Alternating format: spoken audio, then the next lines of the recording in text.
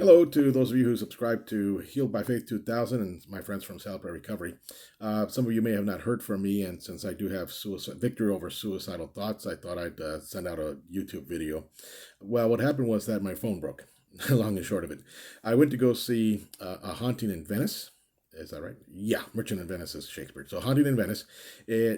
My sister gave me a respite from taking care of mom, or watching mom. She's at the nursing home after 3 weeks now of having had the stroke, and thank goodness she's fine. But I decided to go see a movie, and I wanted to go see this, and I wasn't sure because I didn't want something spiritistic, and the commercials looked like it was more like The Nun, and that's what one of the reviews said. This was a Agatha Christie novel. The book, I guess, is called A Halloween Party or Halloween Party, and it's a Hercule Poirot movie or series, just like The Orient Express and Murder on the Nile, which they actually are going to make with this particular actor. And he does a very nice job. I did enjoy it.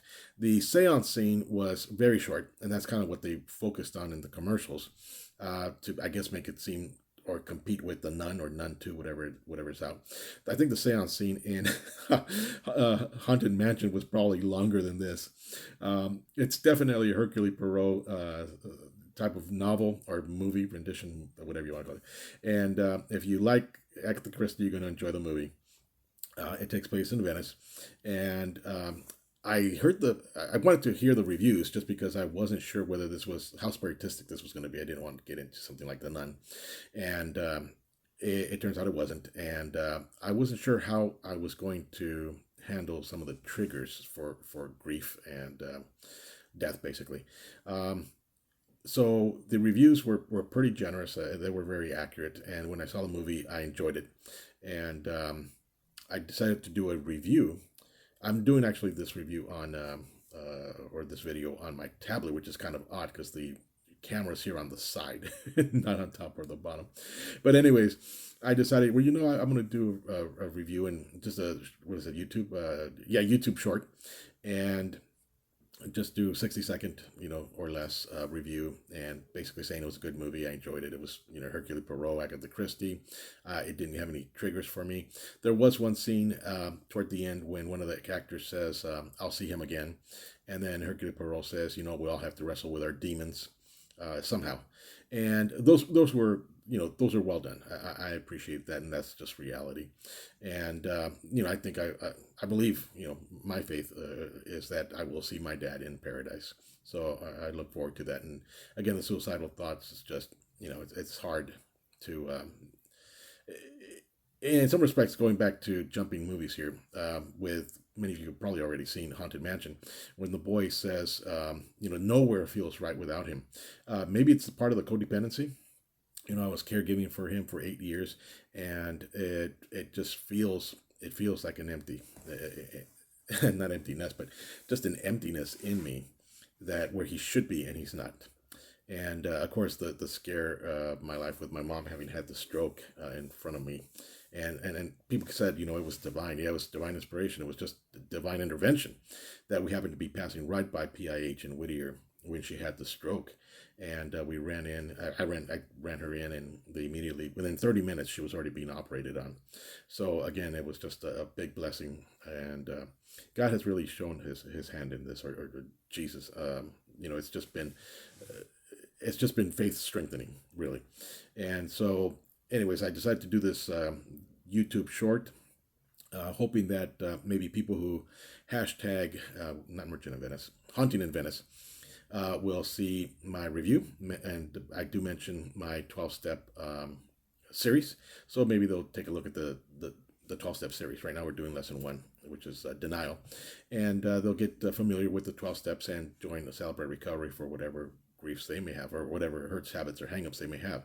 So anyways, I'm excited. I'm uploading this video, and then all of a sudden I'm outside in the parking lot, and I'm moving the phone from my right hand to my left hand. All of a sudden it falls, and I'm like, I don't think that's ever happened. I've dropped the phone before, but never like that. And not only, it was kind of like a not comedy error, it's almost like Three Stooges. The phone falls, and for some reason I'm moving forward I don't know why, I'm just moving forward, and I kick the phone, and it ends up hitting the tire of the car, and it was just like, oh man, I knew it had it. And actually The phone handled it. I'm assuming it did, but the screen was gone. So when I got home, I looked to see how much the screen would cost, and it was just easier to buy a new Pixel than it was to um, get a new screen. So I get that sometime at the end of next week.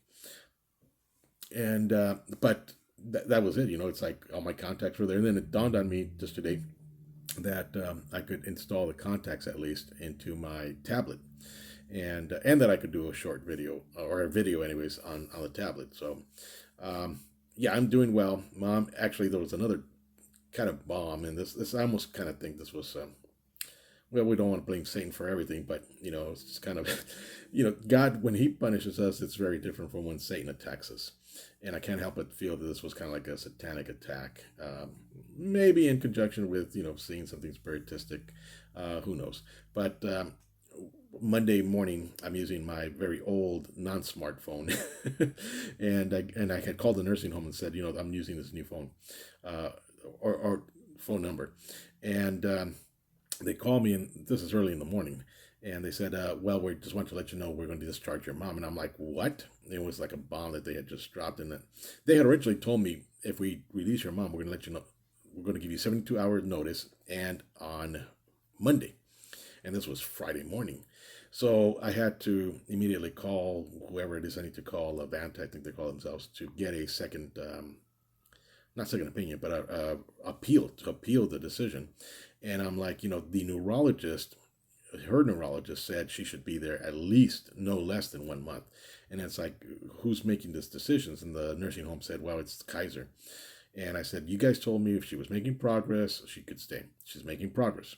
And they're like, yeah, but Kaiser says she's not making progress. She's plateaued. And I go, I don't believe that. And why would they contradict the neurologist who should be the last word in this?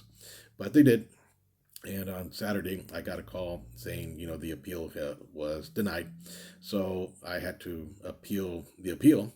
And they said, okay, if you appeal the appeal, you're liable if it's refused. So if your mom is in the nursing home, uh, you're gonna have to pay for the time. So, anyways, so I did appeal the appeal, but mom ends up being brought home on Tuesday.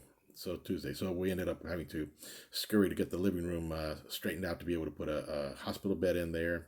And of course, I hurt my back moving things, and it's just the same old stuff. But yeah, I think it was just it's been one attack after the other, and it's really appreciated for those of you who have been sending me scriptures, because one thing that keeps coming up in all these scriptures that people send me is stay focused on Jesus.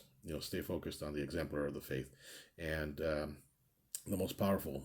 It's just someone. I think I don't remember if it was a Jesus calling, but it a devotional also, but it was the expression was just He paid the price on the cross. You just stay focused on accomplishing your mission, and it just brought a great deal of relief to me, because again, it was just like being slapped around left and right. And it's interesting being kind of off the grid, kind of without the cell phone. And so anyways, I'm doing well. I'm you know I'm surviving.